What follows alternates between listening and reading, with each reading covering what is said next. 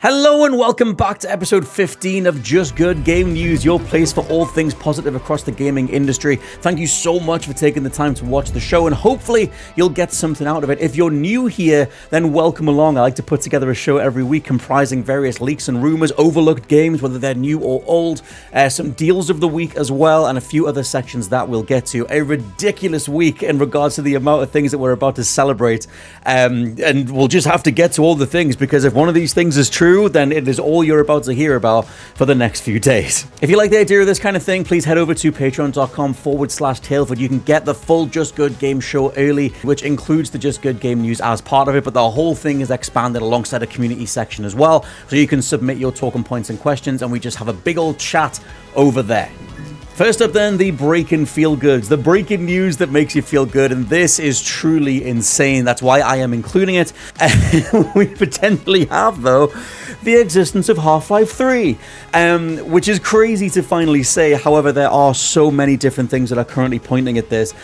We have Valve's next VR headset, the Steam Frame. That's been talked about for the last few months. However, it went thermonuclear when other leakers started getting involved, and we had Nate the Hate, who, you know, has been a leaker for a good few years, but very much blew up after releasing the Switch 2 trailer date ahead of time. That got him on the map as someone who was incredibly reliable, and he's leaked quite a few other things across this year.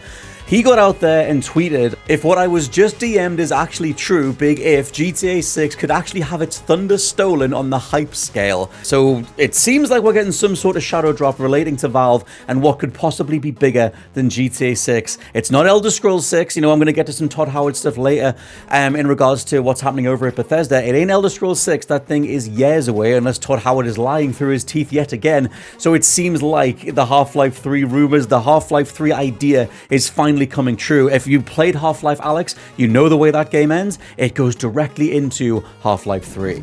Next up, speaking of Todd Howard and Bethesda, etc., speaking to GQ, Howard was asked about what's going on with Elder Scrolls 6. Just what the living hell were you guys playing at back in 2018 when you first showed the trailer? Did you have anything in the works? And he said it's still a ways off in regards to Elder Scrolls 6. However, springboarding off that, we had VGC, Video Game Chronicle, talk to various sources that they know, saying that a Fallout 3 remake is apparently in production from Bethesda, with Todd Howard saying that they are working on other things in the in-between time before Elder Scrolls 6 comes out. And apparently it's comparable to the Oblivion remake that we got earlier this year. That was developed by Virtuous, but they went in and overhauled the graphics and very much made it feel like a new release. They changed the color palette around, the responsiveness of the controls, the UI, the various different things that were touched up. So the assumption is that Fallout 3 will get some sort of modern day overhaul. Myself and Josh did a video on this over on What Culture, mainly because Josh is a massive Fallout fan. He has a lot more to say about it than I do. But I thought I'd throw it in as well. Obviously, Fallout 3 is a seismic release in gaming history and one of the most, iconic titles of all time. And so I'd be curious to see what they do to this. Do you modernize the gameplay feel? Do you speed up the likes of VATS? Do you make it so that the gunplay model is actually serviceable so that we don't have to fall back on VATS so much? The thing with a Fallout 3 remake as well is that it has one of the most recognizable and arguably divisive intros in gaming. Like, you have this whole preamble scene where it's your birthday, you're underground in one of the bunkers, Liam Neeson is your dad, and it takes not a good chunk of time. I feel like it took longer when we were younger because it was like, oh my god, I just want to do this open world thing, I just want to get out of the bunker and go do a nuclear thing. But like I said, it's a little bit divisive. I feel like that's why Bethesda cut down the intro sequence of Fallout 4 so much, which then in itself became divisive because it felt like it was a bit too rushed. I like the intro for Fallout 3, and I'm curious if they go back to it, and if Bethesda are the ones going back to it, what they do with that sequence. Do they give you a way to fast track it? Can you jump past the whole birthday party scene, growing up in the vaults and in the underground bunkers? Can you bypass that stuff, or do they actually double down on it and go, no, this is what we wanted to do in the first place? Before Fallout became this more, I don't know, it's not like it's a speedier series, but Fallout 76 was a marked turning point for, hey, we're going to take this more sort of, choice-heavy, RPG-focused game. And you could, to be honest, you could argue it happened in Fallout 4. Like, the way the dialogue system went, that idea of just picking something like sarcasm as an option, which is just useless. Everything from then on in was like, how do we make this work for the mainstream? I loved Fallout 3 back when it first came out. I haven't actually been through it in a good long while, but that thing felt massive. Like, I don't know how necessarily to convey it. It just felt like a huge deal when it dropped, whether it was the iconography, like the power armor on the front of the box, or whether it was just seeing that game in motion, where open world design was at the time. It just felt like nothing else. And we had Oblivion beforehand, but it was just such a, like I said, a seismic release, and I hope they can try and replicate that, because I do feel like the Oblivion remake, for as touched up and as nice and as playable as it is, was kind of just overshadowed. It was like, it's there if you want it, don't worry about it. I feel like there's more weight around Fallout. I just don't know whether I trust Bethesda anymore. They can't seem to do right, and hopefully whatever this thing eventually turns into, because like I said before, we know that it's in development, hopefully it is all worthwhile in the end. Next, a new Ubisoft first-person shooter has leaked. Now, I'm saying many times on this show, your mileage may vary, but I'm assuming there are fans of Ubisoft multiplayer stuff out there, even though it's funny to say that when they've had so many projects shut down, as they try to keep chasing this golden goose of an infinite live service first-person shooter platform. However, we are getting another one, as another leaker called Shiny77 has put various details out there about the game itself, and we have some screenshots as well. Now, I can't include them in the video version of this, but we can talk about what Shiny has described in regards to the game. It's worth also saying that Insider Gaming's Tom Henderson has corroborated this leak, saying that he's known about it for over a year. The screenshots themselves do show a relatively futuristic looking cityscape, as the character on the side has rabbit ears, which reminds me a lot of Hyperscape. I'm going to mention that again in a bit, but that was another Ubisoft first-person shooter battle royale that they tried across the last few years. The hood that's shown in one of the screenshots is very like X-Defiant as well. And the game itself, to paraphrase the leak, is a new large-scale competitive FPS set in an intense sci-fi universe, likely made in Unreal Engine 5 with crossplay between platforms. Honestly, to me, it looks very Marathon, very Hyperscape, like I mentioned. And, Ubisoft don't have a great track record with this stuff, but they keep trying. For me, Ubisoft is kind of hilarious. They do have all the components to make a truly great game, but they just keep getting bogged down by assumptions of bloat and game size and whatever it is. Something like Assassin's Creed Shadows could have been trimmed by like a third of it or whatever, and it would have been a far tighter, more enjoyable product. Still, we are getting some sort of first-person shooter, X-Defiant, Hyperscape style thing, and maybe it can last longer than Hyperscape or X-Defiant did, as both of those titles, even across the last 5 years, both launched and were shut down within 2 years max. X-Defiant only lasted 1 year and 1 month, Hyperscape lasted 2, so the terrain is open. Can Ubisoft deliver a first-person shooter worth playing? We'll have to see.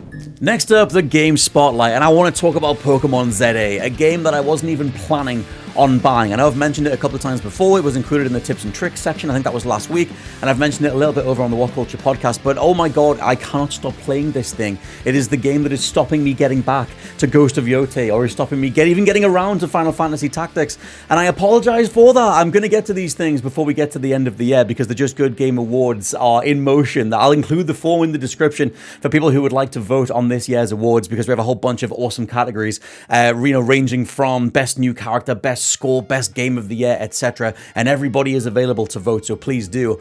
But like I said, I just keep playing Pokemon, and I don't know if it's because I don't know what it is. It's this weird mix of super simple gameplay styles. Like at any given moment, you are always doing something that is giving you some sort of satisfying hit. And I feel fully aware of the sort of candy sugar rush itself that is being fed into my brain in regards to how satisfying these different individual components are. Like as you run around the open world, you are either, you're shattering the crystals, which gives you a little bit of feedback. You're fighting different Pokemon, you're capturing them. Day turns to night, and all of a sudden you're doing more one-on-one trainer battles and things like that, filling up your Pokedex, unlocking all these different moves that you can then go in and customize. And the new battle system as well, it's something that it did take me a little bit of getting used to in terms of just... It's so strangely, it's not deep at all, but some of the bigger Mega Evolution battles that you do bring about elements that Pokemon has not had before, such as hazards on the ground that you need to avoid in real time, or positioning around the battlefield to make sure that you're dodging different moves that are coming in. You can tell that Game Freak are pulling a little bit more from the rise of Souls-likes and that idea of having a super intimidating boss that is filling the screen with all sorts of different things that you need to avoid or take into account. Maybe you're fighting a Pokemon that can clone itself, so all of a sudden, as part of the boss battle, you're taking on 5 different versions of the same thing. Novel ideas for Pokemon. We're talking about a franchise that moves at an absolute snail's pace. And so it is one of those things where when you combine all those different elements, where, like I said, you're always getting some level of satisfaction, through character customization or your Pokemon team, or unraveling the story as to the secrets behind Lumio City itself. I don't know if it's just because of the way the year has gone, the absolute speed, foot to the floor pace that 2025 seems to have, but I'm finding such solace in just spending time in this particular Pokemon game. The last one that I absolutely loved was also a Pokemon Legends spin-off. It was Arceus a few years ago, and for whatever reason, these spin-offs are connecting so much more with me than the other ones like Violet and Scarlet or Sword and Shield or whatever. So ultimately, it's one of those games where its reputation is that it's a complete, under-budgeted mess. Like, we know that it was only made for $30 million, which is a pittance in the modern gaming industry, and various different leaked materials show that the entirety of the game city is all one giant polygon voxel thing. It's all one model, which is kind of crazy. It's very Game Freak, it's very Nintendo, it's very get this thing out the door every single year, but you can tell under the surface that the people who are putting this together do care about satisfying game mechanics. And like I mentioned the day-night cycle stuff before, that idea of a city that does rotate its game mechanics based on the time of day, for whatever reason, even though it does come across as very cheaply in regards to the visuals, showing these holographic different wild zones and combat areas and things like that, it just works as a video game, though. It makes it hard to outright recommend, but I can't deny the time I'm putting into it, the semi-cozy feeling that it's giving me at this particular time of year, and the outright satisfaction that I've got just hoovering up Pokemon and getting through a Pokemon game. There's something to this series, as much as it gets so dog-walked by Nintendo in regards to this, making sure there's another installment out at such a ridiculously quick cadence. You can tell that somewhere in here is easily one of the best games of all time. It is just, maybe someday Game Freak / Nintendo will actually allow the developers to execute on every single mechanic. You can tell that we're getting there.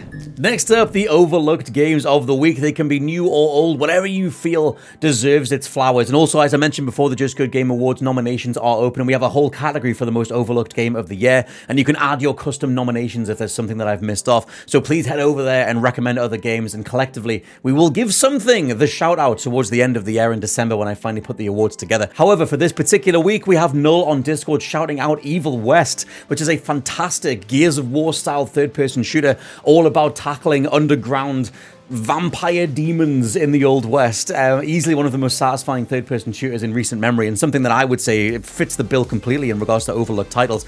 Giving you great access to an array of powers. You have this charged up Electro Fist alongside a great range of weapons that are all super, super punchy. The game is really fun and gory and kind of pulpy in regards to different bits and pieces of its art style as you discover all of these different, like I said, kind of demonic vampiric kingdoms underneath the Old West. It's just an outright recommendable game, and I haven't seen a single person mention it until Null did, which is why I wanted to throw it in. It doesn't have a cover system, which is worth mentioning. It doesn't have the Gears of War style stop and pop thing, but it does have, like I said, different melee weapons, different ways to close the distance on enemies, different ways to bring them in, and finishers, and different ways to chain things together, as well as bringing in environmental finishers and explosions and things like that. Just one of those old school 360 era games, which I always feel gets trotted out as a negative. I've mentioned that on the show before, that idea of, oh, it's a PS2 style platformer, oh, it's a 360 style shooter. They were great eras for those respective genres. Like when Kena Bridge of Spirits came out a few years ago and it was being talked about as a throwback to the PlayStation 2, that's music to my ears. Like, if you can give me something that remotely reminds me of Jak and Daxter, I'm gonna be all in. And Evil West is very much that late 2000s style of game where everyone was trying to do a Gears of War. And it's, like I said, it is heartily recommendable. Also from Discord, we have Nate recommending Metal Gear Acid, another game that, whenever someone mentions titles like this, I always feel like it was just me playing them. It was always me bugging my friends, going like, hey, you should play this thing. Because, as was the case when Metal Gear Acid first launched on PlayStation Portable, it wasn't a standard Metal Gear experience. And it was a hard sell. You're trying to tell people who were playing Metal Gears 1 through 3 that the next Metal Gear is actually a card-based version of the game, where you're moving, you're doing grid-based movement to get through levels. And if you don't have a card for a SOCOM pistol or a FAMAS rifle, or, to deploy a cardboard box or whatever, then you can't do it. I love this game. Acid 1 and Acid 2, they're very much spin-offs. They're kind of of set in their own little side universe of Metal Gear with a different aesthetic for Snake as well. I actually love the way he looks in Acid too. But still, such a unique approach to Metal Gear. I don't even think Kojima was involved with this. If he was, I'm just misremembering. But they are the kind of titles that will be perfect for multi-platform. Like, get this thing on the go, get this thing on the Switch 2 or whatever, or just make, put it on the PlayStation Plus Classics collection or whatever. But yeah, man, I absolutely love Metal Gear Acid. I love the idea of being able to take more time as you get through these environments and have to literally deal with whatever deck of cards is thrown your way. Super, super unique implementation of Metal Gear iconography and Metal Gear Solid mechanics in a way that has never been done since Acid 1 and 2.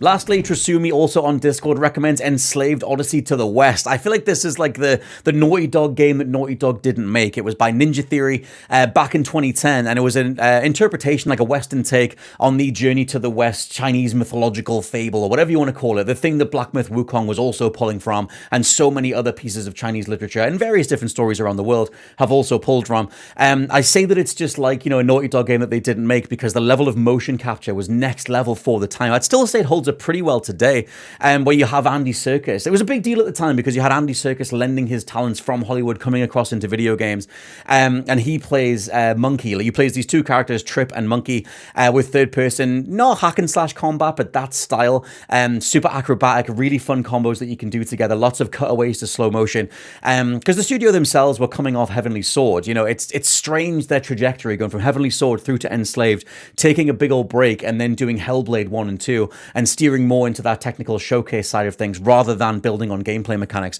which is why I kind of prefer Heavenly Sword and especially Enslaved. And overall, the story itself is presented in this really gorgeous way. The art style is super memorable. I think a lot of people will recognize the look of this game as something that they maybe intended to pick up or whatever, because they didn't do any sequels. They didn't really carry it forward. As far as I remember, the first game did end on a bit of a cliffhanger or ended on something where they could have continued it. Either way, an awesome combat system, a really great realized world, and a genuine, as obvious as it is, journey to go on with these two characters. The kind of, misfit style of characters that would later be characterized by The Last of Us, the buddy cop style that would come in across the end of the 2010s. Enslaved Odyssey to the West arguably got there first, doing it way back in 2010. Next up, 3 game deals and 3 game deals. If you know what I'm saying, then I want to recommend A Way Out, that you might know at this point from Joseph Fares. Dude's in the news a lot more these days because of It Takes Two and Split Fiction, but I always loved A Way Out. Joseph Fares being the guy that has massively revolutionized co-op gaming, overall, that idea of being able to put so much money into a co-op experience. This particular title is down to £4.99 until the 21st of November, and I just love that his studio, Hazelight, are one of the only people benefiting from EA right now. Like, you look at the AAA side of things when it comes to EA, the amount of money that they're spending on AI and all that kind of stuff. You can go watch my video on Arc Raiders and AI and the review controversy around that title and Eurogamer and all that kind of stuff. I did a whole big commentary, whatever it was, 15-minute chat on the state of AI and reviews and Arc Raiders and all that kind of stuff, and mentioning EA and their use of AI as well. But you have all of that stuff going on at the upper echelons of EA, and then you also have on the side the EA Originals program, the thing that birthed the likes of Unravel 1 and 2, and also brought in Joseph Fares to do titles like Brothers and like everything that he's doing right now, Split Fiction. That's all funded by EA on the publishing side. I was lucky enough to talk to him as well for What Culture last year, and I asked him about working with EA, and he was like, they just let me do what I want, which you can tell. Dude has so many awesome ideas for co-op agency in a game, different ways for one player to rely on the other, and I really feel like you could see him building that idea out in A Way Out before it really exploded in It Takes Two and Split Fiction, the two of them being more platformer adjacent games. A Way Out, though, is more action focused. It's way more about third person shooting and stealth, about two criminals trying to bust out of a prison and then what happens after that. But I just love the way that this dude thinks, and I love the way that this guy approaches game mechanics in themselves. And there are so many awesome set pieces here, like one where the two of you are on the back of a truck, one of you has to drive, the other person has to shoot all the cops that are chasing after you. There are things when you're set inside the prison where one of you is luring a guard, the other one has to go around. And I remember at the time Fares saying that the game would end in an extremely unique way, and it does. It has been done before. I'm not going to say which game it happens in because it'll spoil the way that the story goes, but I absolutely love the story itself. I just think it's really fun. I think it's a really fun, pulpy, tribute to sort of 80s action cinema or early 90s action cinema done with an extremely unique gameplay style. And it's, a lot of people, you can play the game online, but I would recommend getting someone in person. Me and my wife went through it together as we do for all of Hazelight's stuff, and doing it together, like, doing it together. And playing through it together is absolutely the way to play all of these games. I would recommend all of Fares's output. If you go all the way back to Brothers, all the way through to Split Fiction, he's an absolute genius in regards to the amount of games that he's managed to put out and the amount of ideas that he has. But I do think A Way Out is overlooked when we talk about that trajectory from Brothers all the way through to Split Fiction. Also, £4.99 until the 21st of November is Watch Dogs 2. And I never thought you'd go back like 10, 11 years.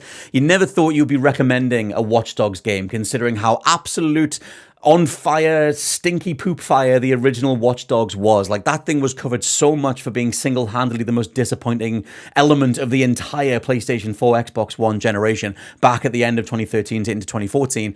And still, though, Ubisoft did turn this series around. Watch Dogs Legion is the one that experimented a little bit more with algorithmic voice tech, the idea that every single NPC would have a different voice, and they would mix together all these different lines to try and address you in these incredibly unique ways, and you could play as any NPC and infiltrate all these different locations, etc.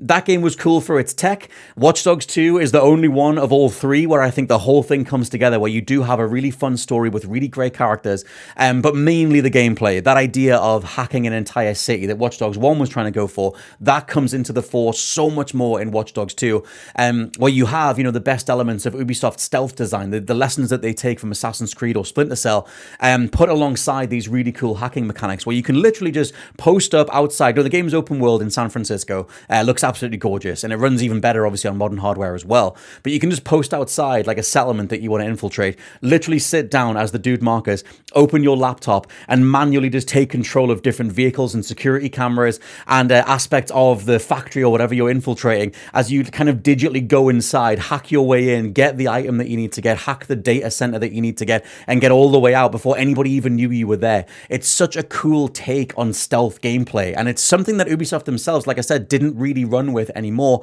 They would do Watch Dogs Legion, as I said, but the direction with that was more just the NPC, the interaction. It wasn't necessarily bulking out your possibilities in regards to hacking stuff. So still, I would still recommend Watch Dogs 2. It's strange because it's in one of the most overlooked franchises of all time, but this is a genuinely well put together game. And my last recommendation is over on the Nintendo eShop, down to £2.59 until the 17th of November, is an absolutely gorgeous game called Gris, spelled Gris. You might also know a game that came out very recently called Naver from Nomada Studios. I came on board with Gris a few years ago.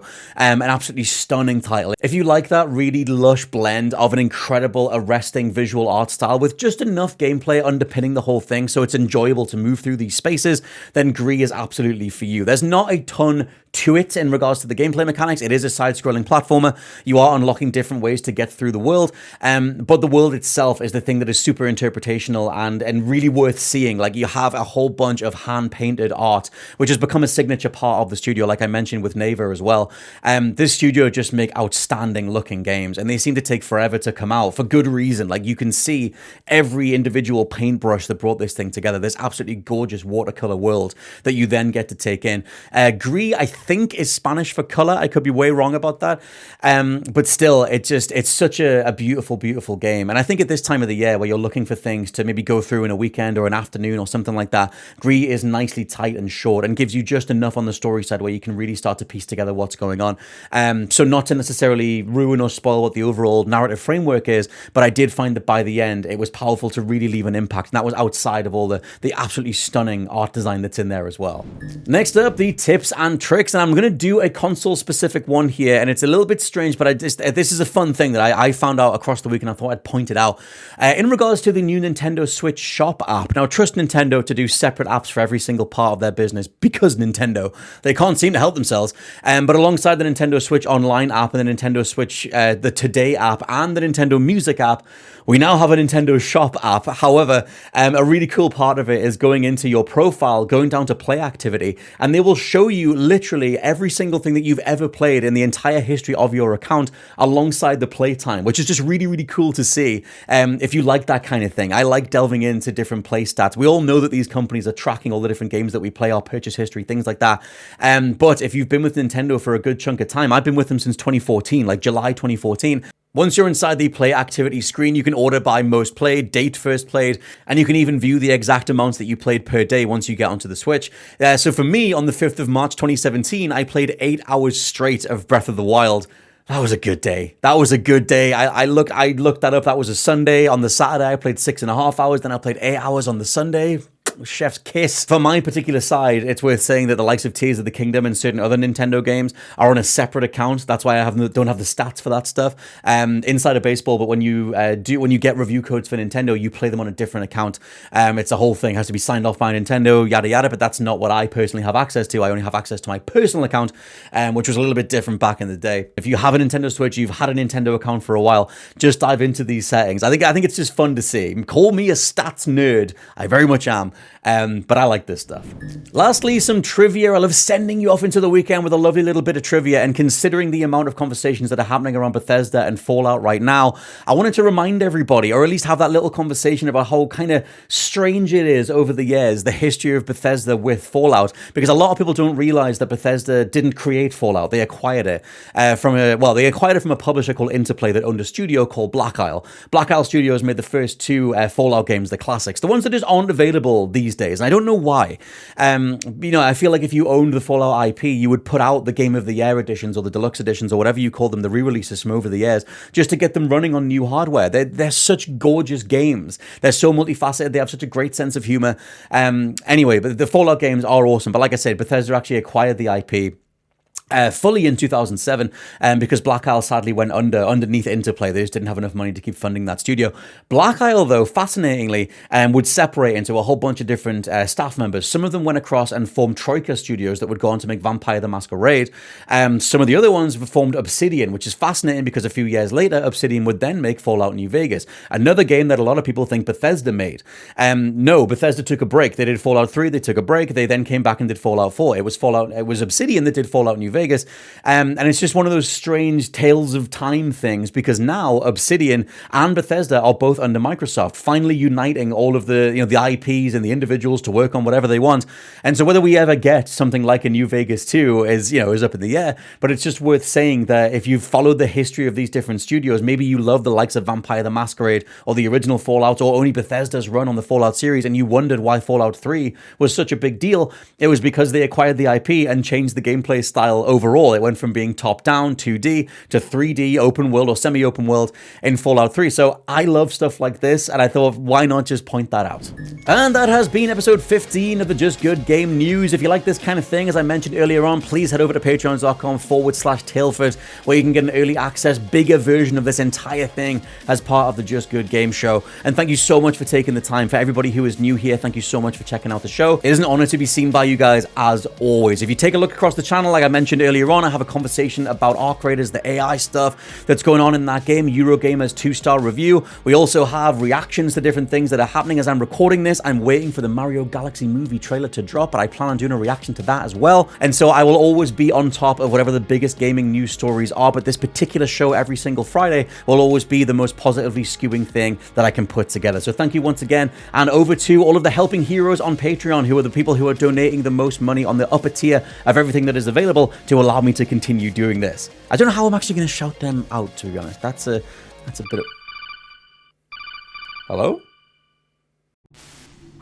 Be careful. This is Scott? Use a mine detector. I mean, I'm just wrapping up my show. I don't know. Who the hell are you? Just call me Deep Throat. Josh? The legendary Bongo King? Never mind about that. Okay, I mean, look, I have all these names for the helping heroes. They're a, super awesome bunch of people, donation tier, top end of Patreon, and I just want to read them out. So that's what I'm going to be doing. Also, it's getting kind of warm in here. What should I use to stay cool? One of your fans. That was horrible. I know I'm a dad. I've got to do a dad pun every now and then. That's how we get our power. That's how we maintain getting through the week. Anyway, let's shout out the actual helping heroes. We have Alex Semenchuk, Evil Wabbit, Habit, Hunter Ferguson, King Muttley, Lukey Boy Plays Games, Nathan Ellis, Nova John, Null, Ray Montano, Robert Mainprize, Sean O'Byrne, Soul, Stephen Fox, Tony Gilbert, and VK's Game Time. I continue to not be able to do this without you. Thank you so much for continuing to support the Just Good Game Show, myself, the Just Good Game News, the man who stares at goats, everything else that I've got going on. So hopefully you're doing very, very well yourselves. Have a lovely weekend. Take care of yourselves, and I'll catch you very soon. Goodbye.